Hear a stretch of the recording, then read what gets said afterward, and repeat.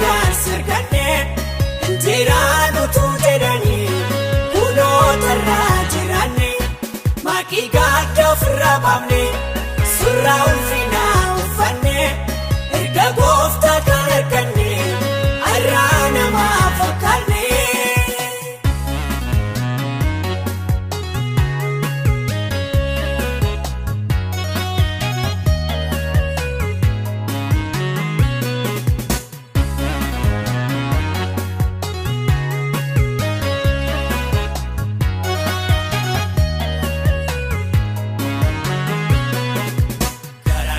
Wanta baay'ee beekan madaa qabna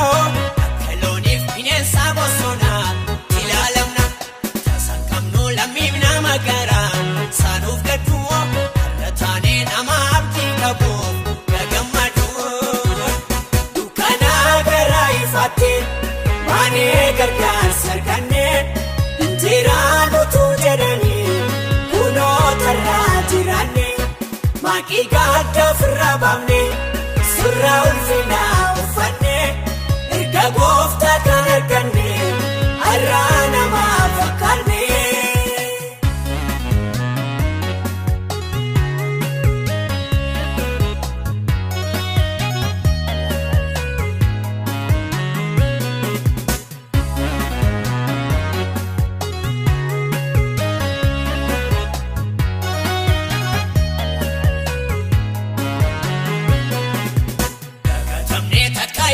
Inni gamnu yaada keenyas ibsinee dubbachuuf eegan qabnu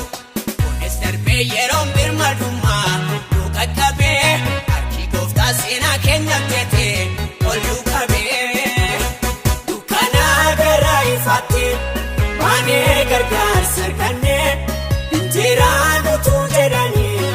kunootarraa jiraanne maqii gaadda ofirraa baafne surraa ulfinaa uffanne erga gooftaa kan arganne har'aa namaa fakkaanne.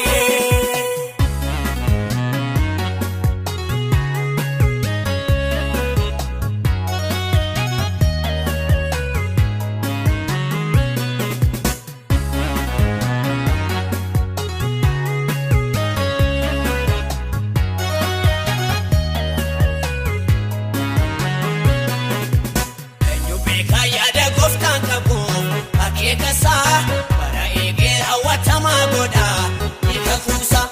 otoo baay'een sobaan wal ijaaree nu ittisu goosee baasee godhee burqaan keenya kan milkisu marsha guddaa darbinee jiraannaa birraa malee gooftaa dhahoo inni waa'ee keenyaaf kakuu galee sichi ol baanee kana caalaa mul'anna bira keenyee sabdatiifame harkaan qabanna. Waaqa jabaadhaaf guddaatti hirkanne lollamaatus ni gallaamoo ittaan injifanne ola deemnaa karaa gulantaa isa taanutti ni darbinaa ulfinaa sajaalutti gooftaa jedhee dhaga'aa diinota nu waameera mootichi mootota isaaf laannaa nu aarsaa galata gooftaa jedhee dhaga'aa diinota nu waameera mootichi mootota isaaf laannaa nu aarsaa galata isaaf laannaa nu aarsaa galata.